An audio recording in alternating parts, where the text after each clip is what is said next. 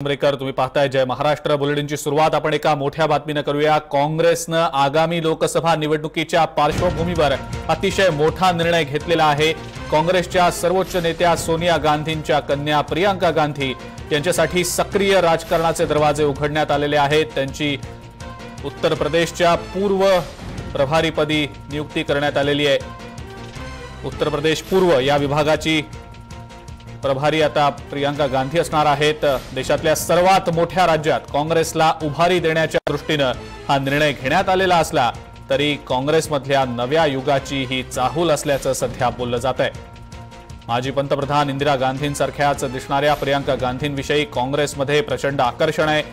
प्रियंका गांधी काँग्रेसमध्ये सक्रिय व्हाव्यात अशी काँग्रेसमधल्या एका मोठ्या गटाची तीव्र भावना आहे आणि तशा मागण्या देखील आजवर अनेकदा करण्यात आलेल्या आहेत।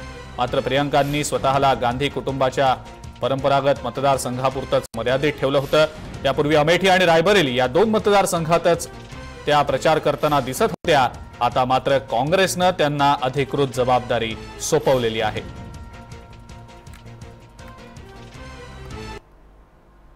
आणि या संदर्भात आपण सविस्तर विश्लेषण करणार आहोत। आपल्यासोबत राजकीय संपादक आशिष जाधव आहेत। सध्या आशिष सर, एक मोठी खेळी काँग्रेसची तर आहेच, मात्र पक्षामध्ये एक नवचैतन्य आणण्याचा, एक समांतर नेतृत्व निर्माण करण्याचा हा काँग्रेस संघटनेचा, पक्ष नेतृत्वाचा हा निर्णय असं म्हणायचं का? अजिंक्य, खरं तर अनेक वर्षांपासून प्रियंका गांधींना राजकारणात सक्रिय करावं याविषयी विचारमंथन काँग्रेसमध्ये होत होतं। काँग्रेसच्या अनेक ज्येष्ठ नेत्यांनी सुद्धा सोनिया गांधींकडे तशी रीतसर विनंती केली। काही काँग्रेस कमिट्यांनी लेखी निवेदनं सुद्धा सोनिया गांधींकडे दिली होती। जेव्हा खास करून 2014चा निकाल लागला आणि काँग्रेस केवळ 44 खासदारांवर पर्यंत आली आणि तिथं काँग्रेसचा दारुण पराभव झाल्यानंतर काँग्रेस पक्षामध्ये ही मागणी वाढली होती की प्रियंका गांधी यांना राजकारणात सक्रिय करावं, कारण पक्ष हा राहुल गांधी यांच्या नेतृत्वात नीटसा चालणार नाही। तेव्हा घाई केली नाही। त्यानंतर गेल्या 1.25 वर्षापूर्वी राहुल गांधी हे काँग्रेसचे अध्यक्ष बनले। त्या अध्यक्षपदाच्या काळात त्यांना चांगलं यश मिळालं। अलीकडचं जे 3 राज्यांमधलं यश आहे ते राहुल गांधींचं स्वतःचं यश आहे। आत्ताच का प्रियंका गांधी यांची राजकारणात सक्रिय होण्याची वेळ आली आहे, याचं टायमिंग खूप महत्त्वाचं आहे। 2 गोष्टी आहेत। एक तर उत्तर प्रदेशमध्ये काँग्रेसला असं वाटतं की आपण स्वतःला रिवाईव्ह करू शकतो।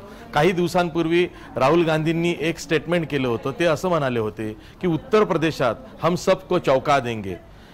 चौका देंगे जेव्हा असं म्हटलं होतं तेव्हा उत्तर प्रदेशमध्ये काँग्रेसकडे असा कोणता चेहरा आहे की जो सर्वमान्य होऊ शकेल, ज्याला सामान्य लोक अपील करतील, तर तो चेहरा आता प्रियंका गांधींच्या रूपात दिसतोय। दुसरी गोष्ट, सपा आणि बसपाची जी युती झाली त्यामध्ये काँग्रेसला केवळ 2 जागा सोडल्या गेल्या।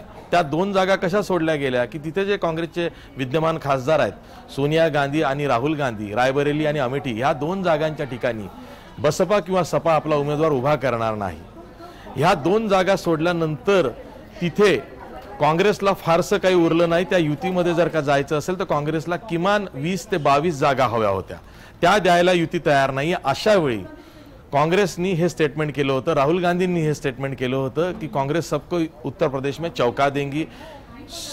प्रियंका गांधी यांना महासचिव बनवलेलं आहे। काँग्रेसमध्ये ही प्रथा आहे की जेव्हा गांधी घराण्याचं कोणी राजकारणात सक्रिय होतं त्याला आधी महासचिव बनवलं जातं।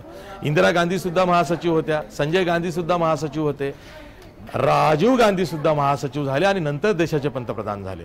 तसंच राहुल गांधी सुद्धा महासचिवपदी, नंतर उपाध्यक्षपदी आणि नंतर आता अध्यक्ष झालेले आहेत। तसंच आता प्रियंका गांधी ह्या महासचिव झालेल्या आहेत। त्यांच्याकडे पूर्व उत्तर प्रदेशची जबाबदारी देण्यात आलेली आहे, ज्या पूर्व उत्तर प्रदेशामध्ये रायबरेली आणि अमेठी हे 2 मतदारसंघ येत आहेत। माहिती अशी मिळते आहे की आगामी जी 2019ची लोकसभा निवडणूक आहे त्या निवडणुकीत स्वतः प्रियंका गांधी रायबरेलीच्या काँग्रेसच्या उमेदवार असतील, कारण सोनिया गांधी ह्या जवळपास निवृत्तीला आता आलेल्या आहेत। त्यांनी राजकारणातून आपलं अंग काढलेलं आहे, केवळ मार्गदर्शकाच्या त्या भूमिकेत आहेत। पण काँग्रेसचा हा मास्टर स्ट्रोक आहे, तो अनेक अर्थानं आहे।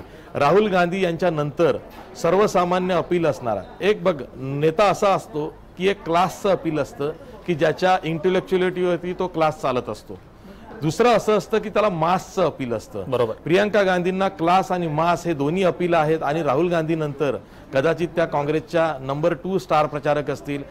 त्याचबरोबर आज आणखीन एक निर्णय झालाय, तो म्हणजे ज्योतिरादित्य सिंधिया यांना पश्चिम उत्तर प्रदेशचं प्रभारी पद देण्यात आलं, ते सुद्धा महासचिव झालेले आहेत. म्हणजे उत्तर प्रदेशामध्ये 2 चेहरे देण्यात आलेले आहेत. त्यातला एक जो आहे तो मूळचा उत्तर प्रदेशचा दाखवण्याचा प्रयत्न होणार आहे, तो म्हणजे प्रियंका गांधी. प्रियंका गांधी यांचं राजकारणात सक्रिय होणं पक्षासाठी, काँग्रेससाठी खूप महत्त्वाचं आहे. एक मोठं चैतन्य निवडणुकीच्या तोंडावरती काँग्रेस पक्षानं पक्षात आणलेलं आहे. आणि सर्वात महत्त्वाची गोष्ट म्हणजे प्रियंका गांधी यांचं जे कुटुंब आहे, वाड्रा कुटुंब, ते सध्या अडचणीत आहेत. त्यांना चौकशीला सामोरं जाण्यासाठी बोलावलं जात आहे वेगवेगळ्या यंत्रणांकडून. अशा वेळी प्रियंका गांधी यांना राजकारणात सक्रिय करून भाजपला, खास करून मोदी सरकारला एक मोठा मेसेज काँग्रेसने दिलेला आहे. जर का प्रियंका गांधी यांच्या बाबतीत तुम्ही काही चुकीचं पाऊल उचलाल किंवा कुठलंही कायदेशीर पाऊल उचलाल तर प्रियंका गांधी सुद्धा आता राजकारणी आहेत, कारण निवडणुकीच्या तोंडावरती ही कारवाई केली गेली आहे हे सांगायला काँग्रेस मोकळं राहू शकतं. बिलकुल आशिष सर, आणि यासोबतच एक खूप फोकस स्ट्रॅटेजी आपण म्हणू शकतो याला, कारण पश्चिम उत्तर प्रदेशचं प्रभारीपद ज्योतिरादित्य सिंधिया यांच्याकडे, पूर्व उत्तर प्रदेशचं प्रभारीपद प्रियंका गांधी यांच्याकडे. निवडणुकीच्या तोंडावर ही एक खूप महत्त्वाची आणि मोठी स्ट्रॅटेजिक एक चाल आहे आपण म्हणूया. पण याचा सगळ्याचा आता भाजपकडनं थेट आरोप होतोय की घराणेशाही जी आहे ती वारंवार, हा मुद्दा जो आहे सातत्यानं काँग्रेसच्या बाबतीत उपस्थित केला जातो, पुन्हा एकदा घराणेशाही लादली जाते असं भाजप आरोप करत आहे. त्यामुळे येत्या काळामध्ये भाजपसमोर एक तगडं आव्हान उभं तर राहणारच आहे. याचा कुठेतरी भाजप धसका घेत आहे, एक कारण पुढे केलं जात आहे, असा एक अर्थ याचा काढायचा का? अजिंक्य, एक गोष्ट लक्षात घेतली पाहिजे, भारतीय जनमानसामध्ये नेहरू गांधी घराण्याविषयी वेगवेगळ्या चर्चा असतात. नेहरू गांधी घराण्याला घेऊन एक सुप्त आकर्षणही असतं. काँग्रेस पक्षाचं म्हणशील तर काँग्रेस पक्षामध्ये कोणताही कार्यकर्ता असू दे, नेता असू दे, त्याला गांधी घराणं ही गरज वाटते पक्षाची. म्हणजे गांधी घराण्याच्या हातात पक्षाची सूत्र असतील तर तो पक्ष चालतो, असं त्या काँग्रेस कार्यकर्त्याला, त्या काँग्रेस नेत्याला वाटतं. म्हणजे घराणेशाहीचा तुम्ही किती आरोप बाहेर केला त्याचा पक्ष कार्यकर्त्यांवर, पक्षाच्या नेत्यांवर तसा थेट परिणाम होत नाही. पण जसं आता भाजप घराणेशाहीचा आरोप करतंय त्यात तथ्यही आहे, कारण राहुल गांधी यांच्यानंतर प्रियंका गांधी ह्या नंबर 2च्या नेत्या जर का बनत असतील, आणि आधी सुद्धा त्या पडद्याच्या मागे सक्रिय होत्याच, अनेक बैठकांमध्ये त्या असायच्या, अनेक निर्णयांमध्ये त्या असायच्या. त्यामुळे असं कोणाला म्हणता येणार नाही की प्रियंका गांधी ह्या अनभिक्त होत्या राजकारणापासून आणि आत्ताच त्या सक्रिय होत आहेत, तर नाही. त्यांची आपण अनेक भाषणं जर का यूट्यूबवरती ऐकली तर त्या थेट लोकांची संवाद साधणारी त्यांची भाषण शैली आहे. त्याचा एक खूप मोठा फायदा हा काँग्रेसला आगामी निवडणूक प्रचारात होणार आहे. आणि जसं घराणेशाहीचं म्हणशील तर काँग्रेससाठी हा आरोप नवीन नाही आहे, कारण गांधी घराणं, नेहरू घराणं हे राजकारणी घराणं आहे, त्यांचे वारसदार हे राजकारणात येत आहेत. दुसरीकडं आज जर का आपण भाजपच्या उमेदवारांच्या याद्या बघितल्या तर त्यामध्ये सुद्धा अनेक नेत्यांची मुलं, त्यांचे नातेवाईक हे उमेदवार म्हणून आमदार, खासदार बनलेले आहेत. त्यामुळे आता घराणेशाहीचा जो आरोप आहे, जो आधी फक्त काँग्रेसवरती चिखलफेक करायला व्हायचा, आता त्याचं गांभीर्य तितकंसं उरलं नाही. कारण भाजप आज जो सत्तेत आहे, आज महाराष्ट्रात बघितलं तरी किंवा देशात जरी बघितलं, मोदी सरकार आहे, यांच्या नेत्यांचीच मुलं किंवा त्यांच्याच नातेवाईकांची सध्या सर्दी दिसते आहे. उमेदवार जेव्हा जाहीर होतात तेव्हा नातलगांना त्या उमेदवार दिल्या जातात. त्यामुळे हा आरोप होणार आहे. काँग्रेससाठी तो नवीन नाही, पक्षासाठी ती गरज आहे असे मानणारे पक्ष कार्यकर्ते असल्यामुळं प्रियंका गांधींचं जोरदार स्वागत हे काँग्रेस पक्षाकडून होणार आहे. आणि विरोधकांमध्ये प्रियंका गांधीच्या रूपात आणखीन धडकी भरणार आहे, कारण राहुल गांधी एकीकडे, दुसरीकडे प्रियंका गांधी, 2 प्लँकवरती 2 मोठे प्लेयर्स काँग्रेस घेऊन निवडणुकीच्या मैदानात उतरते आहे. अशा वेळी प्रचाराला मोठी धार मिळणार आहे. बिलकुल आशिष सर, याच अनुषंगाने आणखीन एक पुढचा प्रश्न विचारायचा होता. मोदी शहा या जोडगोळीला आता उत्तर द्यायला एक ही भावा बहिणीची जोडी आता काँग्रेसनं निवडणुकीच्या रिंगणात उतरवली असं म्हणायला हरकत नाही. मात्र एक 2 महत्त्वाच्या बाबी, एकतर मोदी शहांसाठी त्यांना तोंड देण्यासाठी म्हणून एक राहुल गांधींना एक पार्टनर हवा होता आणि तो आता प्रियंका गांधींच्या रूपात मिळाला. त्यामुळे समर्थपणे या 2 मोदी शहा या दोघांच्या जोडीला समर्थपणे एक आव्हान देता येईल, तोंड देता येईल या निवडणुकीच्या प्रचारादरम्यान, असं एक आव्हान उभं करण्याचा प्रयत्न काँग्रेसतर्फे आहे. 2014ची जी निवडणूक होती ती अध्यक्षीय निवडणुकीसारखी लढली गेली. कारण का तर पहिल्यांदा देशात असं झालं होतं की गुजरातमधून एक उमेदवार पंतप्रधान पदासाठी दिल्लीवर चाल करून जातोय. कधीही दिल्लीच्या राजकारणात सक्रिय असलेला नेता हा पंतप्रधान बनणार नव्हता. आणि त्या वातावरणाचा फायदा हा भाजपला आणि व्यक्तिशः नरेंद्र मोदींना झाला होता. कारण तेव्हा नरेंद्र मोदी हे ड्रायव्हिंग सीटवरती होती, परंतु आता मोदी सरकार भाजप हे रिव्ह्यू मोडमध्ये आहे. वातावरणात कोणतीही लाट दिसत नाही, ना मोदींची लाट दिसते आहे ना राहुल गांधींची लाट दिसते आहे. त्यामुळे आता सरकार विरोधी नाराजी जी आहे ती एनकॅश करण्यासाठी प्रियंका गांधी यांचा फायदा हा काँग्रेसला खूप होऊ शकतो. कारण काँग्रेस ज्या पद्धतीनं प्रचारात प्रत्येक ठिकाणी लीड घेते आहे त्याच्यात तो फायदा दिसतो. आणि राहिला प्रश्न अमित शहा आणि नरेंद्र मोदी जोडगोळीचा, तर नरेंद्र मोदी हे देशाचे पंतप्रधान आहेत. जेव्हा ते प्रचारात येतील निवडणुकीच्या तेव्हा ते देशाचे पंतप्रधान म्हणून त्यांना तो फायदा मिळणार आहे. पण अमित शहांच्या बाबतीत त्यांच्या सभांना गर्दी आणावी लागते आहे. त्यांच्या सभा आयोजित करणं हे तिथल्या उमेदवारांसाठी किंवा स्थानिक पातळीवरच्या नेत्यांसाठी सुद्धा एक कठीण परीक्षा असते, अशी कुजबूज आतापासूनच भाजपमध्ये होते आहे. अशा वेळी राहुल गांधी आणि प्रियंका गांधी हे जर का दोन स्टार प्रचारक काँग्रेसकडे असतील तर काँग्रेसच्या प्रचाराची धार ही आणखीन धारदार होणार आहे. बिलकुल आशिष सर, धन्यवाद. आपण याचं सविस्तर विश्लेषण केलं त्याबद्दल. आपल्यासोबत काँग्रेसचे नेते माजी खासदार विलास मुत्तेमवार आहेत सध्या फोनलाईनवरनं. त्यांची या संदर्भातली प्रतिक्रिया आपण जाणून घेऊया. विलासजी, स्वागत आपलं जय महाराष्ट्रमध्ये. एक महत्त्वाचा निर्णय काँग्रेसनं घेतलेला आहे पक्ष बांधणीच्या दृष्टिकोनातून देखील आणि आगामी लोकसभा निवडणुकीच्या दृष्टिकोनातून. आपली पहिली प्रतिक्रिया काय? नाही, ते आम्ही प्रियंका गांधींचं राजकारणामध्ये त्यांचा प्रवेश झाला, त्यांना जनरल सेक्रेटरी केलं, याबद्दल तर त्यांचं अभिनंदन करतो. आणि या प्रियंकाजीच्या या निवडीमुळे संपूर्ण देशामधल्या काँग्रेस जनांना आनंद झालेला आहे आणि काँग्रेसला त्याची मोठी मदत होणार आहे. बिलकुल. आणि विलासजी, पक्ष कार्यकर्त्यांमध्ये एक नवचैतन्य यामुळे पसरेल. एक मरगळ जी आली होती काही वर्षांपासूनची, ती झटकायला मदत होईल असं वाटतं?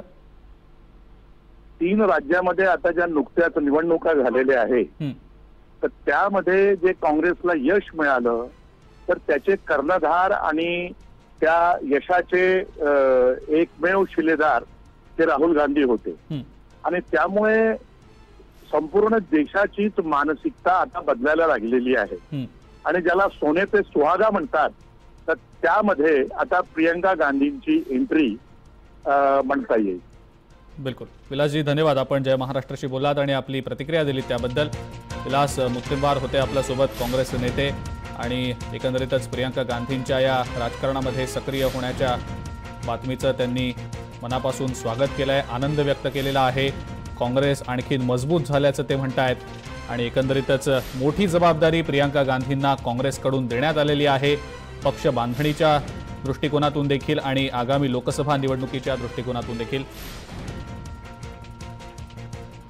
लोकसभा निवडणुकांच्या तोंडावर काँग्रेसनं एक मास्टर स्ट्रोक यामुळे खेळलेला आहे असं म्हणता येईल. प्रियंका गांधींचं सध्या महत्त्व काँग्रेससाठी काय आहे त्यावर एक नजर टाकूया. प्रियंका गांधींना जबाबदाऱ्या देखील देण्यात आलेल्या आहेत. काँग्रेसच्या महासचिवपदी प्रियंका गांधींची नियुक्ती करण्यात आलेली आहे. एक मोठं पद महासचिव हे काँग्रेसमध्ये आहे आणि त्यामुळे त्यांच्यावर ही एक मोठी जबाबदारी देण्यात आलेली आहे. सोबतच पूर्व उत्तर प्रदेशच्या प्रभारी म्हणून प्रियंका गांधींना आणखीन एक महत्त्वाची जबाबदारी देण्यात आलेली आहे. त्यामुळे प्रियंका गांधी या काँग्रेसच्या ट्रम्प कार्ड या येत्या निवडणुकीमध्ये ठरतील अशी चर्चा देखील सध्या सुरू आहे. प्रियंका गांधींना राजकारणामध्ये सक्रिय करण्याची अनेकदा मागणी काही नेत्यांकडनं काँग्रेसमधल्या झाली होती. अनेक कार्यकर्ते प्रियंका गांधी यांना मानतात, त्यामुळे त्यांना पक्षामध्ये सक्रिय केलं जावं असं अनेक कार्यकर्त्यांचं नेत्यांचं म्हणणं होतं, मागणी होती. अमेठी आणि रायबरेलीच्या प्रचाराची सूत्र प्रियंका गांधींकडेच होती. मात्र या व्यतिरिक्त प्रियंका गांधींकडे जबाबदारी दिली गेली नव्हती. त्यामुळे आता यंदा रायबरेलीच्या जागेवरून प्रियंका निवडणूक लढवू शकतात अशी देखील चर्चा सुरू आहे. 2014च्या लोकसभा निवडणुकीत काँग्रेसला मोठा फटका बसला होता. केवळ 2 जागा काँग्रेसला मिळवता आल्या होत्या. आणि आता प्रियंका गांधींच्या आगमनामुळे उत्तर प्रदेश काँग्रेसला एक चेहरा मिळालेला आहे. इतकंच नाही तर प्रियंका गांधींची जी भाषण शैली आहे ती जनमानसामध्ये लोकप्रिय आहे. त्या मतदारांशी सहज जोडल्या जातात. राहुल गांधींच्या नंतर प्रियंका गांधी काँग्रेसच्या स्टार प्रचारक असतील यात कोणतीही शंका नाही। त्यामुळे प्रियंका गांधी आता राजकारणामध्ये सक्रिय झालेल्या आहेत। काँग्रेस कार्यकर्त्यांसाठी काँग्रेससाठी एक नवचैतन्य निर्माण झालेलं आहे, आनंदाची बाब आहे।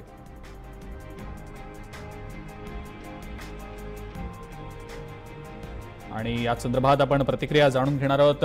यशोमती ठाकूर आहेत आपल्यासोबत, काँग्रेसच्या नेत्या आमदार आहेत त्यांच्याकडनं या संदर्भातली प्रतिक्रिया आपण जाणून घेणार आहोत। यशोमतीजी, स्वागत आपलं जय महाराष्ट्रमध्ये।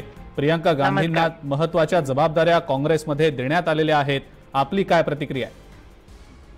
स्वागत आहे। आणि प्रियंका गांधी या हुबेहू इंदिराजींसारख्या आहेत, म्हणजे पूरी प्रतिमा इंदिराजी जैसी है उनकी।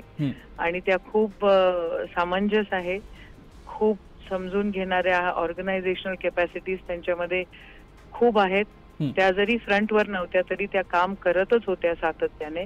आज त्यांनी ऑफिशियली पोस्ट घेतलेली आहे आणि एक काँग्रेस जनांमध्ये एक मोठा उत्साह या ठिकाणी आहे। त्यांच्याकडनं अपेक्षाही भरपूर आहेत। पुढच्या निवडणुकीमध्ये त्या भरपूर काम करतील, नेहमीसारखंच काम करतील अशी अपेक्षा आहे। आणि काँग्रेसला ऊर्जा नक्कीच मिळाली आहे या सगळ्या घटनाक्रमांकामध्ये। बिलकुल। आणि लोकसभा निवडणुकीच्या पार्श्वभूमीवर त्यांच्याकडे ज्या जबाबदाऱ्या देण्यात आलेल्या आहेत त्यामुळे काँग्रेसला याचा निश्चितच फायदा होईल, आपल्याला काय वाटतं? बिलकुल फायदा होणार आहे, फायदा होणारच आहे। आणि तसाही काँग्रेसची जी चाल आहे ती एकदम शांततेत सगळ्यांना सामावून घेणारी, सगळ्यांवर प्रेम करणारी, माफ करणारी आणि समोरे चालणारी आहे। आणि त्या हिशोबानंच आमचे सगळे नेतेही चालत आलेले आहेत। राहुलजी पण जवळपास आता 1 वर्ष होतंय राहुलजींना काँग्रेसचा अध्यक्ष म्हणून, आणि त्यांनी त्यांची कर्तबगारी या ठिकाणी दाखवलेली आहे। पराजय पचवण्याची कॅपॅसिटी ज्या व्यक्तीमध्ये येते ती व्यक्ती उंच छलांग मारत असते, ही वास्तविकता आहे। आणि राहुलजी त्या मार्गावर आहे। त्याच्यासोबत त्यांना आधार देण्यासाठी आणि काँग्रेस जनांच्या मागणीवरून आज प्रियंकाजी पण राजकारणामध्ये ऑफिशियली प्रवेश घेत आहेत। तर या सगळ्या गोष्टींचा उत्साह सगळ्या काँग्रेस जनांमध्ये आहे। आम्ही त्यांचं स्वागत करतो आणि त्यांच्याकडनं अपेक्षा ठेवतो। बिलकुल। यशोमती ठाकूर, धन्यवाद। आपण जय महाराष्ट्राशी बोललात, प्रतिक्रिया दिलीत या महत्त्वाच्या बातमी संदर्भात त्याबद्दल। आणि आपण पाहतोय काँग्रेसच्या नेत्यांमध्ये उत्साह संचारलेला आहे, कार्यकर्ते देखील आनंदात आहेत। आणि याच संदर्भात आपण आता आणखीन प्रतिक्रिया जाणून घेणार आहोत। आपल्यासोबत उल्हासदादा पवार आहेत सध्या फोनलाईनवरनं, त्यांची प्रतिक्रिया देखील जाणून घेऊया। पवार साहेब, स्वागत आपलं जय महाराष्ट्रमध्ये। प्रियंका गांधींना अतिशय महत्त्वपूर्ण जबाबदाऱ्या दिलेल्या आहेत पक्षानं, आपली काय प्रतिक्रिया आहे? काही बरेच दिवसापासून भारतातले तमाम विशिष्ट तरुण कार्यकर्ते अतिशय उत्साहानं प्रियंका गांधींनी प्रत्यक्ष राजकारणात यावं याचा त्यांची मानसिकता होती, इच्छा होती, तीव्र इच्छा होती। आणि ती जी इच्छा होती ती आज पूर्ण होते। त्याचं 2 कारण आहेत की एक तर प्रियंका गांधी या प्रत्यक्ष राजकारणात उतरल्या नाहीत, परंतु उत्तर प्रदेशातल्या महत्वपूर्ण मतदारसंघात विशेषतः जो पारंपरिक इंदिराजींचा किंवा राजीवजींचा, सोनियाजींचा आणि राहुलजींचा हा जो मतदारसंघ आहे प्रामुख्याने, आणि आणखी काही ठिकाणी त्या स्वतः प्रचारामध्ये झंझावाती फिरल्या, उत्तम त्यांनी भाषणं केली, त्यांच्याकडे संघटना कौशल्य आहे, त्यांच्याबद्दल कार्यकर्त्यांच्या मनामध्ये एक आस्था आहे आणि डेडिकेशन त्याला म्हणतात जसं इंदिराजींचं। मला एक आठवतं की एकदा प्रचार संपल्यानंतर पत्रकारांनी त्यांना विचारलं की तुम्ही आपल्या म्हणजे इंदिराजींचं बलिदान पाहिलं, आपल्या तुमच्या वडिलांचं, राजीवजींचं पाहिलं, तुमच्या घराची परंपरा ही त्यागाची आहे, आणि आता राहुलजी देखील एवढ्या झंझावाताने फिरतायत, लोकांच्या मध्ये कुठेही गोष्ट आहेत आणि लोकांच्या मध्ये विश्वासाने जात आहेत, तुम्हाला भीती वाटत नाही का की आपल्याला एवढे अशा प्रकारचे धोके झालेले आहेत? त्यामुळे ते फार सुंदर प्रियंकाने उत्तर दिलं होतं। ते म्हणाले आमच्या संपूर्ण परिवाराचा हा पूर्व असा ठेवा जो आहे तो त्यागाचा आणि समर्पित जीवनाचा आहे, देशाकरता आणि देशाच्या अखंडत्वाकरता आणि ऐक्याकरता। आणि त्यासाठी इंदिराजींच्या म्हणजे आजीच्या नंतर राजीवजींच्याही वडिलांची हत्या झाली, ते दुःख आम्ही पाहिलेलं आहे। पण जेव्हा जनतेने मोठ्या आनंदाने म्हणजे आक्रोशाने सांगितलं की सोनियाजींनी यावं, सोनियाजी आल्या आणि आज राहुलजी झंझावातांनी फिरत आहेत, ठीक आहे म्हणाले। शेवटी भीती बाळगून नाही, धाडसाने आम्हाला या समाजामध्ये उतरायचंय आणि जे जे प्रसंग येतील त्याला सामोरं जाण्याचं सामर्थ्य आमच्या संपूर्ण परिवाराचं आतापर्यंत दाखवलंय, तसं याही पुढे दाखवू. हे उत्तर फार म्हणजे धाडसी उत्तर होतं. म्हणजे ते जवळजवळ बघा 3 वर्षापूर्वीची त्या प्रचार सभेत दिलेली जी 4 वर्षापूर्वीची उत्तर आहेत म्हणजे प्रियांकाने. तर ही जी मानसिकता आहे ना, ही समर्पित भावनेने पक्षाच्या माध्यमातून भारताची सेवा, समाजाची सेवा करण्याची जी मानसिकता आहे. आणि दुसरी एक अत्यंत भावनाप्रधान गोष्ट म्हणजे काय आहे की प्रियांकांच्या चेहऱ्याकडे पाहिल्यानंतर, त्यांच्या डोळ्यातले आणि चेहऱ्याचे भाव पाहिल्यानंतर लोकांना इंदिरा गांधींची आठवण होते. आणि ही सुद्धा एक भावस्पर्शी अशी एक नातं जनतेचं आणि कार्यकर्त्यांचं आहे. आणि त्यामुळे प्रियांकांचं येणं आणि उत्तर प्रदेश सारख्या अत्यंत महत्वपूर्ण की ज्या प्रदेशानं अनेक वर्ष स्वातंत्र्यानंतर काँग्रेसला मोठी ताकद दिली, पंतप्रधान असलेले पंडितजी, इंदिराजी, राजीवजी या सर्वांना ताकद दिलेली आहे.